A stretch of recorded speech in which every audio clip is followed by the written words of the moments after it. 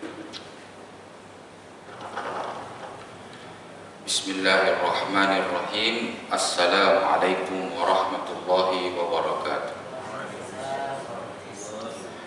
Alhamdulillahi rabbil alamin wa bihi nasta'inu ala umurid dunya waddin wa ala alihi wa sahbihi wa man tabi'ahum bi ihsanin ila yaumiddin. Rabbi shrah li sadri wa yassir li amri wahlul 'uqdatam min lisani yafqahu qawli, amma ba'd. Hadirin dan hadirat sidang jemaah kuliah maghrib yang dimuliakan oleh Allah Subhanahu wa ta'ala. Alhamdulillah wa syukurillah, tiada kata yang sepatutnya kita lafazkan pada malam yang berbahagia ini selain puja dan puji syukur kita kepada Allah Subhanahu wa ta'ala yang telah bermurah hati melanjutkan umur kita, memberikan kesihatan yang sempurna, memberikan kelapangan masa kepada kita sehingga kita mampu untuk menunaikan salah satu daripada kewajipan kita, iaitu menunaikan solat maghrib secara berjamaah. Dan insya-Allah sambil kita menunggu masuknya waktu solat isya, kita isi masa tersebut dengan berkuliah, berkongsi sedikit tentang pengajaran penting yang diambil, yang disarikan daripada Al-Quran ataupun hadis ataupun sirah daripada Rasulullah SAW. Semoga untayan-untayan hikmah, mutiara-mutiara itu yang kita dapatkan daripada para pengkuliah yang telah dijemput oleh ahli jawatan kuasa surau ini memberikan bekalan untuk kita semua di dalam mengharungi suka duka kehidupan di dunia ini maupun nanti di hari akhirat kelak, insya-Allah. Salawat dan salam tak lupa juga untuk kita sampaikan kepada Nabiullah Muhammad SAW, Nabi akhir zaman, Nabi yang telah diutuskan untuk kita semua, dan kita ini adalah merupakan salah satu daripada umat yang bertuah kerana kita mempunyai seorang Nabi, seorang Rasul yang mendahulukan umatnya daripada dirinya sendiri. Bahkan baginda sallallahu alaihi wasallam sangat-sangat mencintai kita semua ini berbanding daripada dirinya sendiri. Justru kalam yang pertama sekali disebutkan oleh baginda Rasulullah SAW ketika dibangkitkan nanti adalah umatku, umatku, umatku. Semoga tuan-tuan dan puan yang hadir pada kuliah maghrib pada malam hari ini ataupun di mana juga anda berada yang menyaksikan siaran langsung ataupun siaran rakaman ini daripada YouTube Surau Ar-Rawdah mendapatkan pengiktirafan daripada Rasulullah SAW sebagai umatnya. Tuan-tuan yang dikasihi oleh Allah Subhanahu wa ta'ala, malam ini saya diamanahkan untuk mengisi slot kuliah maghrib. InsyaAllah saya akan menyambung bacaan kitab Al-Adab Al-Mufrad karangan Al-Imam Al-Bukhari rahimahullah, dan saya akan membacakan insyaAllah sambungan daripada kuliah daripada minggu yang sebelumnya lah. Saya pun tak ingat minggu yang keberapa. Bab yang ke-11. Tajuk bab ini adalah Man barra walidayhi zadallahu fi umri. Sesiapa yang berbakti kepada ibu bapanya, Allah Subhanahu wa ta'ala akan memanjangkan umurnya. InsyaAllah saya akan bacakan hadisnya dan juga akan menerjemahkan sedikit matannya serta syarahan. Imam Al-Bukhari rahimahullah memasukkan satu buah hadis, merekodkan satu buah hadis dalam kitab ini, hadis bernomor 22. Allahumma salli ala Sayyidina Muhammad wa ala ali Sayyidina Muhammad. Kitab Al-Adab Al-Mufrad karangan Al-Imam Al-Bukhari rahimahullah, bab ke-11, hadis nomor 22. An Sahal bin Mu'adz, daripada Sahal bin Mu'adz an abihi, daripada ayahnya, qal, dia telah berkata, qala an-nabiyyu sallallahu alaihi wasallam, Nabi sallallahu alaihi wasallam telah bersabda, man barra walidayhi tuba lahu, sesiapa, barang siapa, barra, berbakti, sesiapa yang berbakti, walidayh, ibu bapanya, tuba lahu, baginya adalah tuba, baginya adalah tuba. Apa itu tuba? Tuba nanti kita akan bacakanlah, syarahkanlah. Zadallahu azza wa jalla fi umurih, Allah subhanahu wa ta'ala akan memanjangkan umurnya. Hadisnya ini adalah hadis yang sahih. Tuan-tuan yang dikasihi oleh Allah subhanahu wa ta'ala, inilah sepotong hadis yang agak ringkas tetapi mengandungi, kalau kita fahami dan selami serta hayati makna yang terkandung pada hadis ini, insya-Allah kita boleh mendapatkan begitu banyak pengajaran ataupun hikmah di dalam hadis tersebut. Sekurang-kurangnya di sini ada dua, ada dua yang ditekankan dalam hadis ini. Yang pertama, kata kuncinya itu adalah berbakti kepada ibu bapa. Berbakti kepada ibu bapa. Jadi sesiapa yang berbakti kepada ibu bapa, sekurang-kurangnya dia ada dua keistimewaan, dia ada dua keunggulan, dia ada dua hadiah, dia ada dua anugerah yang Allah Subhanahu wa taala akan berikan kepada dia. Dan saya yakin saya sendiri pun ataupun tuan-tuan dan puan-puan juga mungkin sangat-sangat menyukai dua habuan yang diberikan oleh Allah Subhanahu wa taala ini. Yang pertama adalah tuba lahu, yaitu baginya adalah tuba. Tuba ini adalah ismun lil jannah. Tuba itu adalah merupakan salah satu nama daripada nama syurga. Aw syajaratun fiha, ataupun tuba itu juga adalah merupakan syajaratun, satu pokok, sebatang pokok, fiha, yang ada, yang hidup, yang tumbuh di dalam syurga. Wa hiya tutlaqu 'ala as-sa'adati wal khair. Jadi pokok tuba itu melambangkan as-sa'adah, kebahagiaan. Orang Jawa kata happiness, kebahagiaan, wal khair, dan juga kebaikan. Inilah yang dimaksudkan dengan tuba. Jadi siapa yang berbakti kepada ibu bapanya, maka baginya ini adalah syurga, ataupun dia dapat berlindung, mendapatkan keteduhan daripada rindangnya pokok tuba itu. Dan sesiapa yang mendapatkan teduhan daripada pokok tuba, maka dia ini sudah memadai baginya kebahagiaan dan segala keunggulan. Itu yang pertama. Dan yang kedua, zadallahu azza wa jalla fi umurih, Allah Subhanahu wa taala akan memanjangkan umurnya. Inilah dua janji daripada Rasulullah sallallahu alaihi wasallam menerusi sabdanya yang mulia yang diriwayatkan secara sahih sampailah kepada kita. Saya bacakan hadisnya ini. Alhamdulillah, untuk sama-sama kita hayati, untuk sama-sama kita amalkan, insya-Allah. Tapi itulah masalahnya sekarang ni, bila kuliah maghrib ini yang hadirnya orang-orang muda yang senior. Yang muda, yang junior ni tak datang pula. Sepatutnya kita nak memaklumkan perkara ini kepadanya, begitu. Tapi tak apalah, mungkin mereka ini ada menyaksikan nanti, melihat nanti dalam rakaman YouTube ini, insya-Allah. Jadi tuan-tuan yang dikasihi oleh Allah Subhanahu wa taala, selain daripada hadis yang disebutkan dalam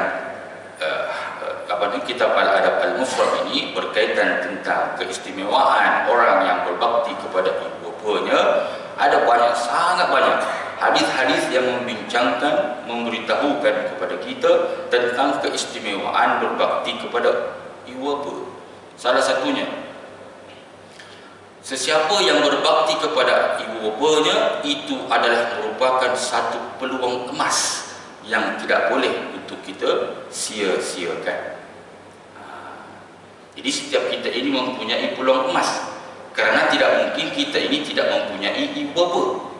Sudah semestinya kita mempunyai ibu bapa. Tiket ke syurga itu sudah pun ada di dalam genggaman kita. Isunya sekarang ini, adakah tiket itu akan kita lepas, akan kita abaikan, akan kita tidak pedulikan, ataukah kita merebut ataupun menggenggam sekuat-kuatnya tiket yang kita miliki itu, kerana memang kita ini mempunyai ibu bapa. Terdapat sebuah hadis yang sahih diriwayatkan oleh Imam At-Tirmizi daripada Abu Darda radhiyallahu anna rajulan atahu, ada seorang lelaki datang menjumpai sahabat yang mulia namanya Abu Darda radhiyallahu anhu. Ada seorang lelaki datang berjumpa kepada Abu Darda. Faqal, dan dia berkata, dan dia bertanya kepada Abu Darda radhiyallahu anhu, "Inna li imra'atan." Wahai Abu Darda, aku mempunyai seorang istri. Inna li imra'ah, saya ada seorang istri. Wa inna ummi ta'muruni bi talaqiha. Namun begitu, ibuku dia meminta aku untuk menceraikannya. Macam mana? Tuan-tuan, kalau dihadapkan dengan keadaan sebegini, tuan-tuan nak buat apa? Ada istri, kemudian ibu meminta tuan-tuan menceraikan istri itu, istri tuan-tuan. Adakah tuan nak menceraikan istri itu atau mengabaikan cakap ibu? Inilah yang ditanyakan oleh lelaki tersebut kepada Abu Darda radhiyallahu. Maka qala Abu Darda, maka Abu Darda pun menjawab, "Sami'tu Rasulullah sallallahu alaihi wasallam yaqul." Aku telah mendengar Rasulullah sallallahu alaihi wasallam bersabda, "Al-walidu awsatu abwabil jannah." Ibu bapa itu adalah pintu paling tengah di dalam syurga, ataupun syurga yang paling tengah. Ibu bapa itu adalah pintu yang bahagian tengah. Syurga ni kan dia banyak, dia punya tingkatan-tingkatan dia itu banyak. Jadi pintu syurga itu adalah ibu bapa kita yang tengah, yang paling best, yang paling bagus. Fa in syi'ta fa'ali dzalik. Sekiranya kamu mahu, maka kamu boleh abaikan, maka kamu boleh sia-siakan syurga tersebut.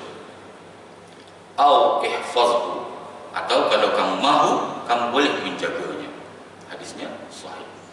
Jadi daripada jawapan daripada Rasulullah SAW yang didengar langsung daripada kedua telinga Abu Darda radhiyallahu anhu ini, dia pun merespon jawapan daripada sahabat lelaki yang bertanya kepadanya. Kalau begitulah, maka kamu dihadapkan dua pilihan, bahawa kalau kamu menceraikan istrimu mengikuti saranan daripada ibumu, maka kamu telah pun menjaga sebaik-baiknya syurgamu. Tapi kalau kamu terus dengan niatmu menikahinya, mempertahankan rumah tanggamu, maka kamu telah pun menyia-nyiakan apa yang disampaikan oleh ibumu.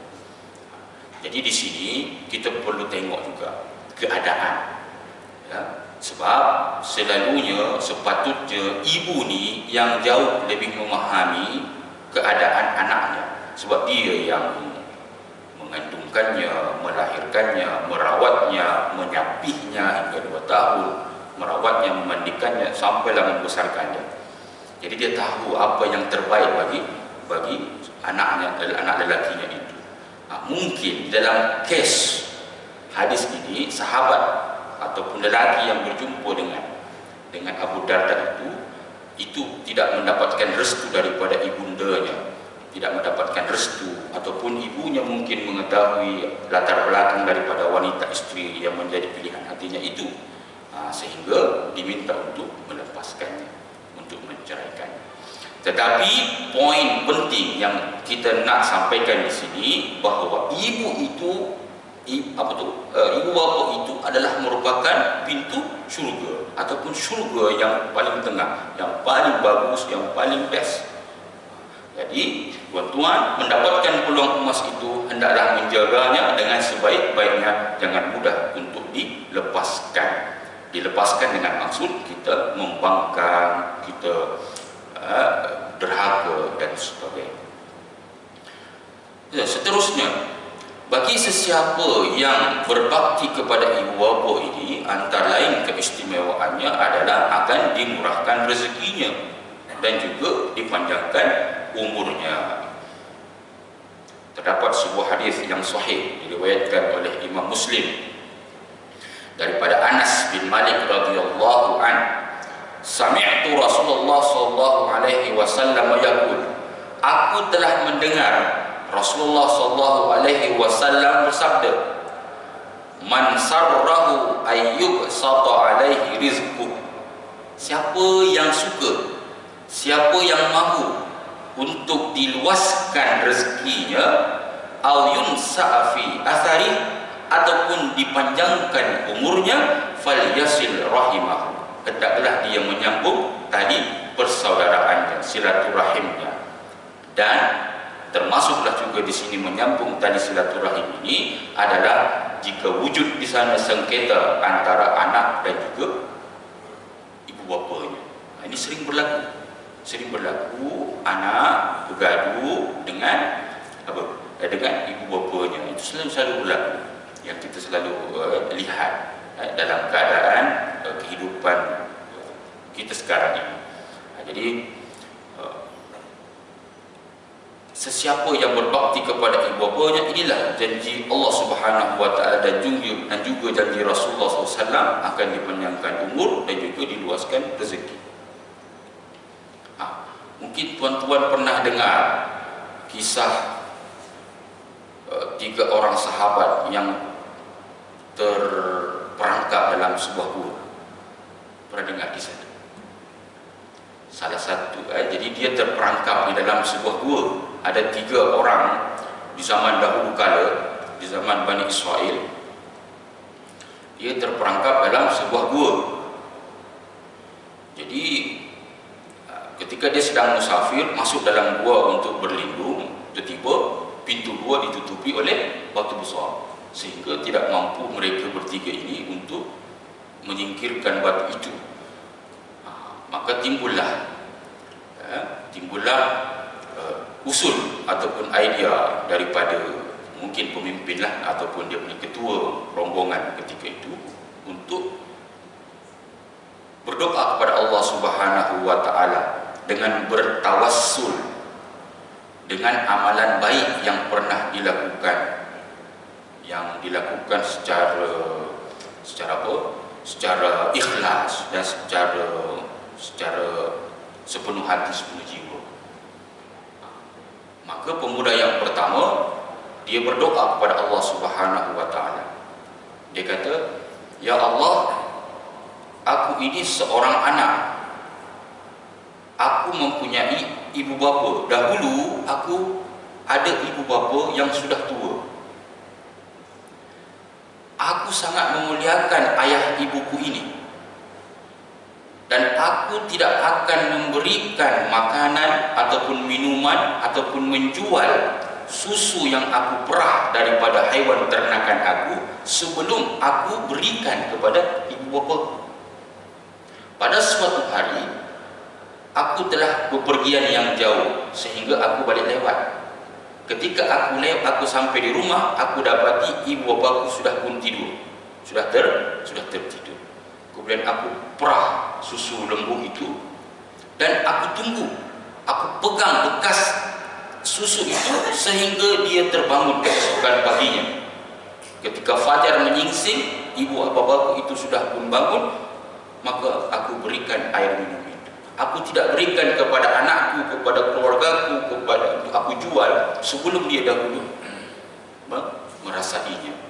Ya Allah, kalau sekiranya apa yang aku lakukan itu aku lebih mendahulukan kebajikan ibu bapaku, maka angkatlah batu ini.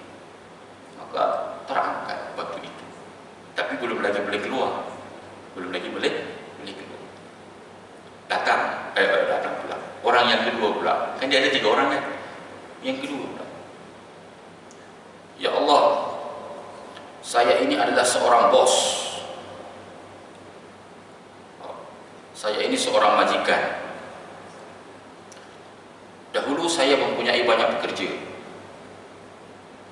Dan salah seorang pekerja saya itu, dia pergi tanpa mengambil gajinya. Dia pergi tanpa mengambil gajinya. Kemudian pada satu hari, pekerja saya itu datang semula menjumpai saya dan menuntut kepada saya gajinya yang belum dia ambil. Maka aku tunjukkan kepada dia bahawa itulah kamu punya gaji. Aku tunjukkan lembunya, untanya, kambingnya, semua padang yang dia tengok tu, ladang apa dia panggil? Ladang haiwan tadi itu, dan juga para pekerja yang bekerja di ladang, itulah katanya gaji kamu. Rupanya ketika kepergian pekerjanya itu, dia invest, dia gunakan gaji itu menjadi modal untuk dikembangkan modal hartanya itu sehingga berkembang seperti sekarang yang dia nampak. Kemudian pekerjaan itu kata, kamu ini bergurau. Kata, tidak, saya tidak bergurau. Semua yang kamu lihat ini, untanya, lembunya dan sebagai serta pekerja-pekerjanya semua ini, itu adalah kamu punya gaji. Ya Allah, kalau sekiranya apa yang aku buat itu adalah ikhlas kerana-Mu, saya menjaga kebajikan pekerja saya, maka tolonglah angkat batu ini, terangkat batu itu. Tapi tak boleh keluar juga, tak boleh keluar. Maka datanglah orang yang ketiga, sahabat yang ketiga ini, pemuda yang ketiga ini. Dia kata, ya Allah, saya dulu suka kepada sepupu saya. Saya suka kepada sepupu saya kerana kecantikannya, tetapi dia menolak aku. Dia menolak cintaku. Kemudian pada satu ketika, sepupu perempuan aku ini, dia menghadapi masalah keuangan, sehingga dia datang kepada aku dengan tujuan untuk pinjam uang, pinjam duit. Maka aku bersetuju untuk memberikan pinjaman duit dengan syarat, ada syarat dia. Dengan syarat dia mesti mahu bersama dengan aku. Bersama dengan aku. Maka dia pun bersetuju. Maka aku berikan dia 120 dinar. 120 dinar. Ketika aku sudah pun berhadapan dengan dia, maka sepupu aku itu pun berkata, tidak halal bagimu untuk mencemari aku dengan cara yang tidak betul. Mendengar ungkapan daripada sepupu aku itu, maka aku pun tersedar. Rupanya apa yang dia buat ini salah. Niat dia meminjamkan duit itu kerana mahu bersama dengan sepupunya itu adalah sesuatu yang tidak dibenarkan. Kalau suka ya nikah, bukan dengan cara berzina seperti itu. Aku pun tersedar, kemudian aku meninggalkan sepupu aku itu dengan duit-duit yang aku dah berikan tadi itu, 120 dinar. Ya Allah, kalau sekiranya ini adalah satu amalan aku yang aku lakukan ini secara ikhlas, maka angkatlah batu ini. Maka terangkat batu ini. Terangkat batu ini. Itulah lebih kurang kisah 3 orang pemuda itu yang diriwayatkan oleh Imam Al-Bukhari dalam kitab Sahihnya. Jadi kisah yang saya ceritakan tadi itu adalah kisah yang sahih. Bukan karangan saya, bukan penyedap mimbar ini, bukan penyedap rasa pun, bukan. Ini adalah berasal daripada hadis yang sahih. Dan saya nak sampaikan bahawa Sesiapa yang berbakti kepada ibu bapanya, maka dia akan panjang umur. Panjang umurnya tadi lagi. Kalau tidak, mungkin tidak terangkat pintu batu itu, pintu gua itu. Disebabkan kerana dia telah berbakti kepada ibu bapanya, menyayangi ibu bapanya daripada ahli keluarga sendiri, daripada anaknya, istrinya, daripada perniagaannya, kemudian terangkatlah batu itu. Inilah tuan-tuan yang dikasihi Allah, janji daripada Allah Subhanahu wa taala dan juga janji daripada Rasulullah sallallahu alaihi wasallam. Sesiapa yang berbakti kepada ibu bapa, maka dia layak untuk mendapatkan doanya. Siapa yang berbakti kepada ibu bapa, maka dia layak untuk mendapatkan doa yang mustajab, yang makbul daripada ibu bapa. Tuan-tuan pun tahu, puan-puan pun tahu bahawa doa daripada ibu bapa ini adalah sangat-sangat makbul, sangat-sangat makbul.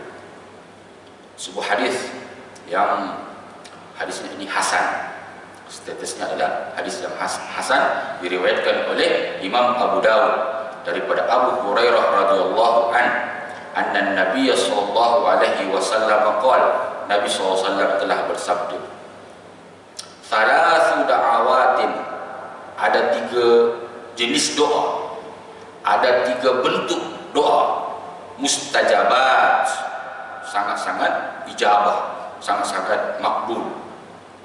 La syakka fihinna, tak ada keraguan padanya, pada ketiga doa ini. La syakka fihinna, tak ada keraguan. Jangan risau, jangan ragu, betul-betul confirm makbul. Satu, da'watu al-walid, doa ibu bapa yang pertama. Wa da'watul musafir, doa orang yang bermusafir. Wa da'watul mazlum, dan juga doa orang yang dizalimi. Inilah 3 jenis doa yang sangat-sangat mustajab. Salah satunya adalah doa daripada ibu bapa.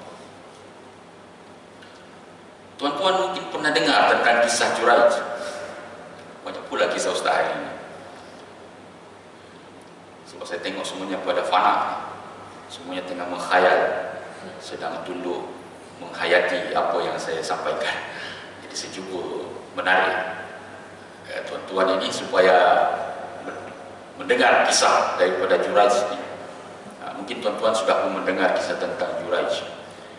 Juraij ini adalah merupakan ahli ibadah di zaman dahulu kala, di zaman Bani Israel juga.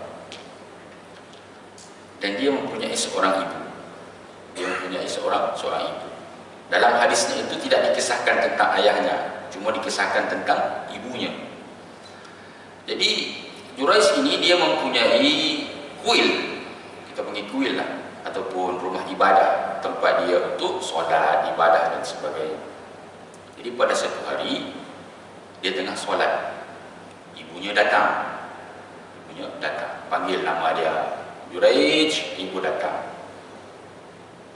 Mendengar panggilan yang pertama, dalam keadaan solat, Juraij pun bertanya dalam hatinya, "Ya Allah, aku tengah solat, ibuku memanggil." Maka dia tetapkan hatinya untuk meneruskan solat. Kali kedua dipanggil lagi, "Juraij, ibu datang." Sama, ketetapan dia sama, teruskan solat.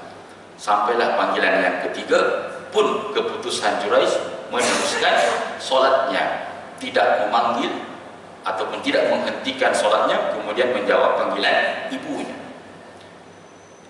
Mendapati Juraij tidak merespon panggilan daripada ibunya itu, maka ialah mungkin dia hati seorang wanita, mungkin dia terluka, sensitif sikit, terluka, kecil hati, dan akhirnya dia berdoa kepada Allah Subhanahu wa taala.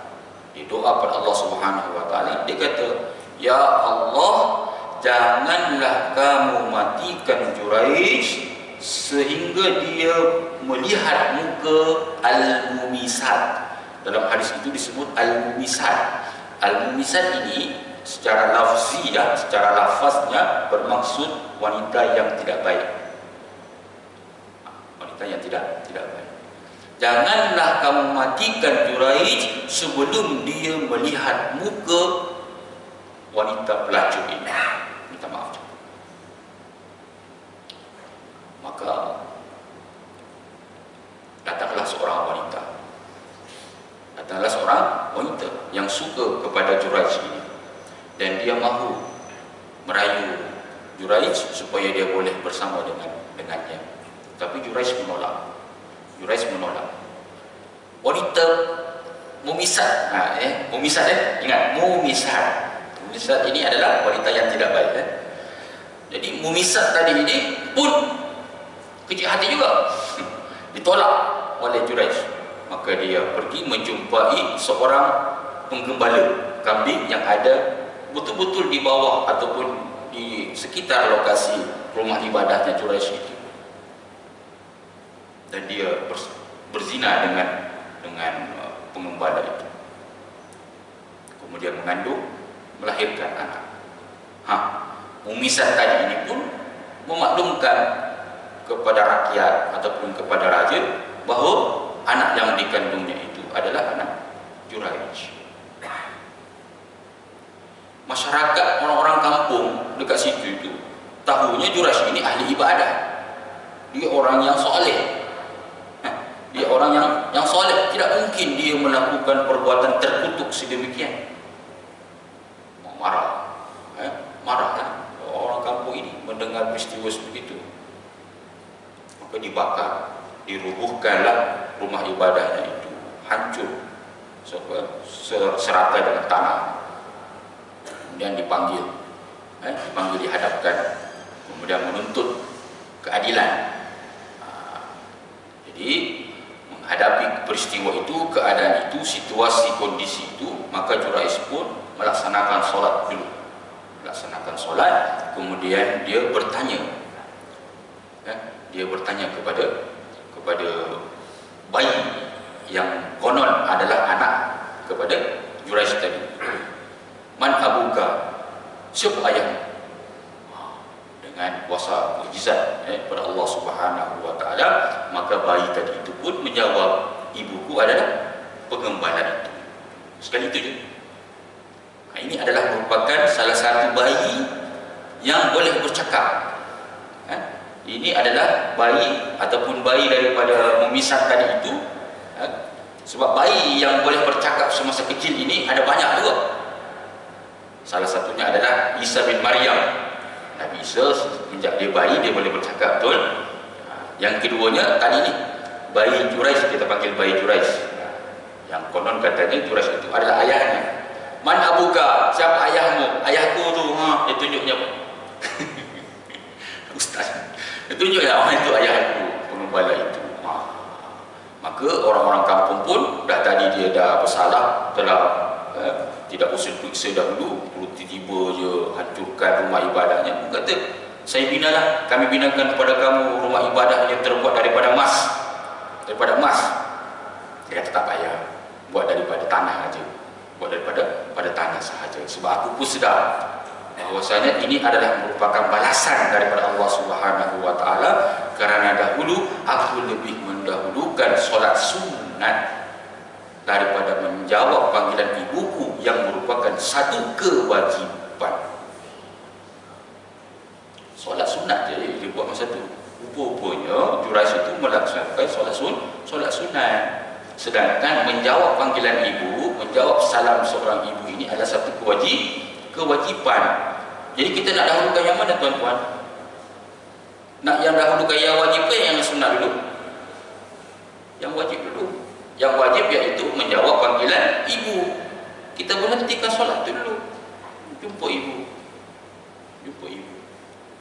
Atau kalau sekiranya pun kita solat wajib sekalipun, kita tengah solat fardu sekalipun sendiri dalam rumah, kalau ada yang ketuk, kita boleh kuatkan suara, kuatkan suara supaya ibu ke, jiran ke, tetamu ke yang ketuk pintu kita, memanggil nama kita, dia boleh dengar. Oh, dia tengah solat. Baca kuatkan sikit. Allahu Akbar, Sami Allah, kuat sikit. Tapi kalau kita senyap aja, itu yang dia orang pun kadang dia salah sangka kan, berfikiran orang macam-macam. Gitu. Tuan-tuan yang dikasihi oleh Allah Subhanahu wa taala. Itulah beberapa keistimewaan yang diberikan oleh Allah Subhanahu wa taala dan juga janji daripada Rasulullah SAW kepada sesiapa yang berbakti kepada kedua ibu bapanya. Doa ibu bapa sangat mustajab. Sudah berlaku. Kisah Juraij ini tuan-tuan adalah kisah yang ada yang ada dimasukkan dalam sebuah hadis yang sahih diriwayatkan oleh Imam Al-Bukhari. Jadi bukan kisah-kisah rekaan, bukan kisah bohong, bukan kisah dongeng Juraij ini. Ini adalah merupakan satu kisah yang termaktub ada di dalam kitab Sahih Al-Bukhari ataupun Sahih Muslim ataupun muttafaqun alaih, disepakati oleh Al-Bukhari maupun Muslim, kisah tentang Juraij ini. Tuan-tuan yang dikasihi oleh Allah Subhanahu wa taala. Jadi bab yang kita bincangkan tadi ini memberitahu kepada kita bahawa sesiapa yang berbakti kepada ibu bapa maka akan dipanjangkan umurnya. Betul? Panjangkan umurnya. Tetapi ada soalan. Dan soalan ini ditimbulkan oleh Imam An-Nawawi rahimahullah. Imam An-Nawawi rahimahullah ini adalah merupakan pensyarah kepada kitab Sahih Muslim. Sahih Muslim itu karangan hadis riwayat Muslim itu yang mensyarah hadis-hadisnya itu adalah Imam An-Nawawi rahimahullah. Jadi Imam An-Nawawi ketika mensyarah hadis yang berkaitan tentang siapa yang dipanjangkan umur, siapa yang berbakti kepada ibu bapanya akan dipanjangkan umurnya, maka Imam An-Nawawi pun menimbulkan persoalan tersebut. Apa persoalan dia? Saya bacakan apa yang dikatakan oleh Imam An-Nawawi supaya lebih sahih, bukan rekaan daripada saya. Wa amma ta'khir fil ajal, adapun dipanjangkan umur, takhir fil ajal, diakhirkan ajalnya, fa fihi su'alun masyhurun, maka berkaitan tentang panjang umur ini di sana ada beberapa soalan yang masyhur, yang popular. Jadi di zaman Imam Nawawi pun perkara ini pun sudah masyhur. Adakah orang ini boleh panjang umur ke tidak? Boleh tak orang panjang umur? Sedangkan umur itu adalah sudah ditakdirkan, ditetapkan oleh Allah Subhanahu wa taala. Wa huwa anna al-ajal wal azraq muqaddarah la tazidu wa la tanqus. Kita ketahui bahawa ajal, rezeki ini adalah merupakan sudah ditakdirkan oleh Allah Subhanahu wa taala. Sejak kita di rahim lagi, Allah sudah takdirkan kepada kita surganya, nerakanya, umurnya, semuanya sudah ditakdirkan oleh Allah. La tazid wa la tanqus, tidak akan bertambah umur dan tidak juga akan berkurang. Jadi kalau begitulah hakikatnya, umur tidak boleh ditambah, tidak boleh dikurang, rezeki tidak boleh ditambah, tidak boleh dikurang. Lalu mengapa hadis ini memberikan keistimewaan siapa yang berbakti pada ibu akan dipanjangkan umurnya? Nampak tak soalan? Nampak soalan tadi? Isu tadi itu. Jadi isunya berkaitan tentang bolehkah umur ini dipanjangkan, bolehkah rezeki ini diluaskan, sedangkan sudah pun ditakdirkan oleh Allah Subhanahu wa taala. Itu isu dia, soalannya yang ditimbulkan oleh Imam An-Nawawi. Wa ajabal ulama, maka Imam An-Nawawi pun menukilkan pandangan-pandangan ulama dengan biajwibatin sahih, dengan jawaban-jawaban yang sahih berkaitan tentang isu tersebut. Yang pertama jawaban dia, sebelum saya mengakhiri kuliah ini, saya akan akhiri dengan ulasan daripada Imam Nawawi ini ya, berkaitan tentang panjang umur ketika kita berbakti pada ibu. Yang pertama, anna hadhihi ziyadah bil barakah. Maksud daripada penambahan umur ini adalah bil barakah, adalah berkatnya, berkat fi umuri, maka di umurnya itu akan mendapatkan keberkatan. Itu maksudnya.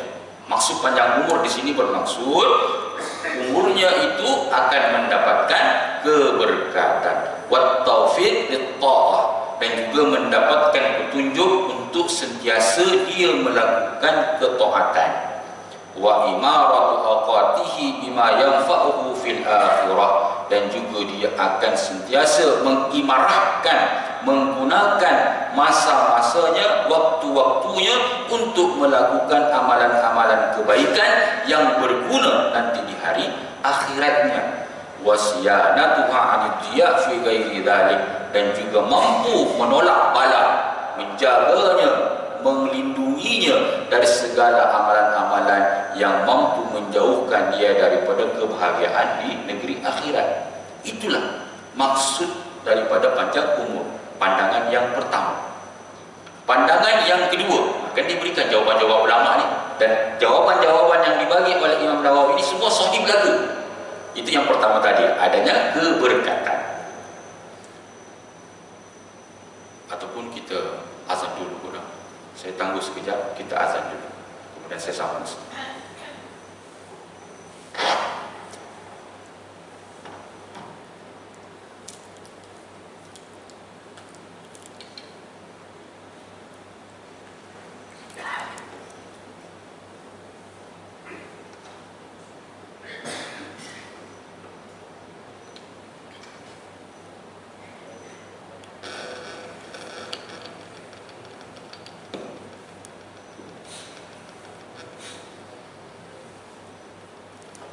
Allahu Akbar, Allahu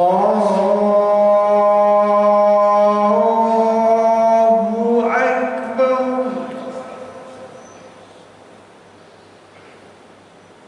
Allahu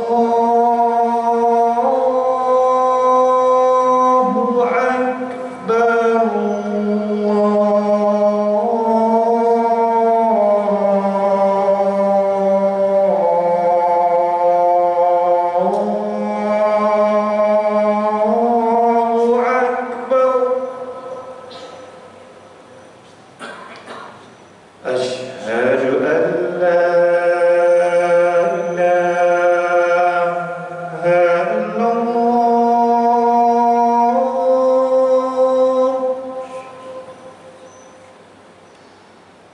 Asyhadu an la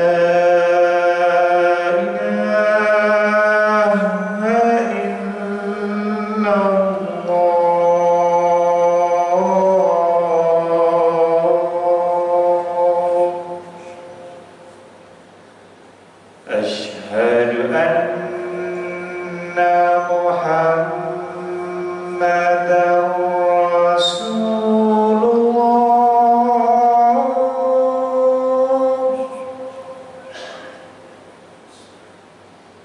Asyhadu anna Muhammadar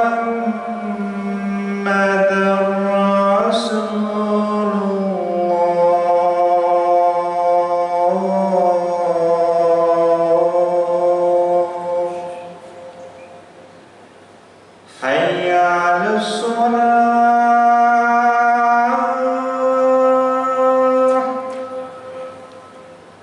hayya 'alas shalah,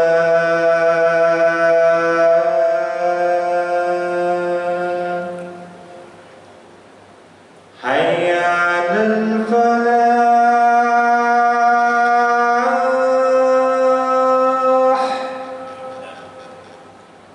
hayya 'alal falah.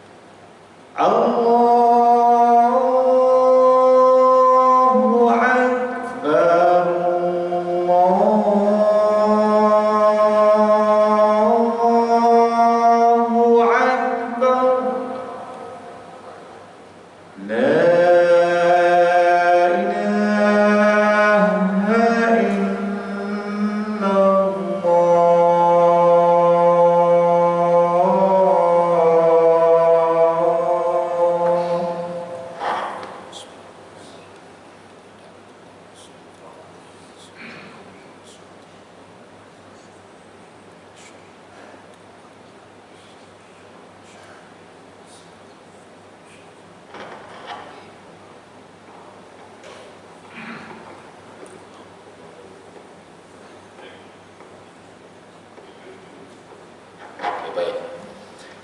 Siapa berbakti kepada ibu bapanya maka akan dipanjangkan umurnya. Soalannya, bolehkah umur dipanjangkan? Sedangkan umur ini adalah merupakan salah satu perkara yang sudah ditakdirkan oleh Allah Subhanahu wa taala.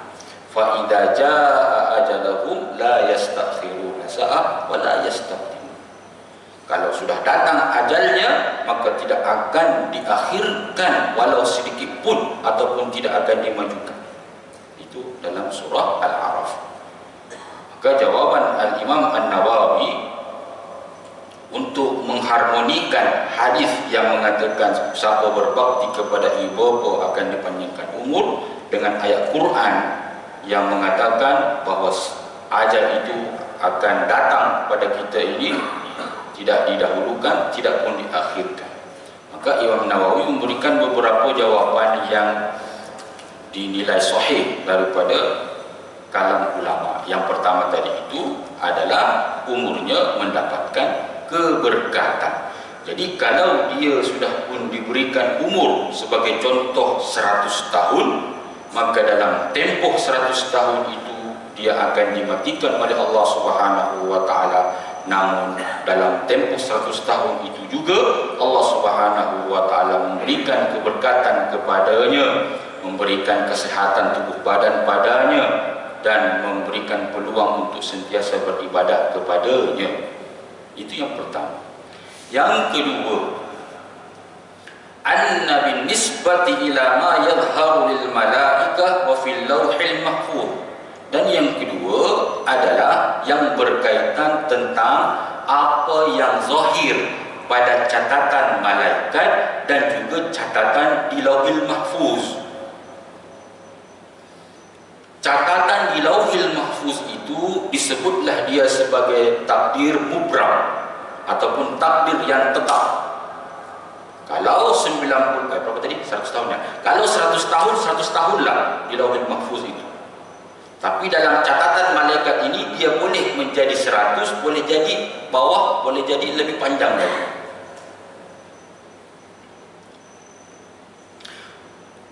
Fayazhar lahum fil lauh anna umruhu sittuna sanah. Di lauhil mahfuz itu telah dicatatkan umurnya 60 tahun. Di lauhil mahfuz dicatatkan umurnya 60 tahun.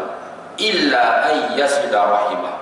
Sekiranya dia tidak menyambung silaturahim maka umurnya 60 tahun. Kalau dia tidak menyambung silaturahim maka umurnya 60 tahun, tertulis di lauhil mahfuz.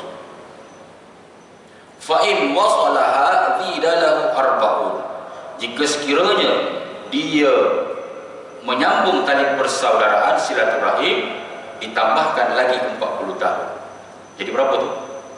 100. Dan perkara dia ini akan menyambung silaturahim ataupun tidak, Allah Subhanahu wa taala sudah pun maha mengetahui di dalam ilmu Allah Subhanahu wa taala. Tetapi dalam catatan malaikat itu tadi yang bergantung dipanggil sebagai takdir mu'allaq, takdir yang bergantung. Kalau si fulan ini dia menyambung tali silaturahim 100 tahun umur dia, 100 tahun umur dia, akan ditambah lagi 40 tahun. Tapi kalau dia tidak menyambung tali silaturahim 60 tahun saja. Nah, inilah jawaban yang kedua daripada Imam An-Nawawi rahimahullah.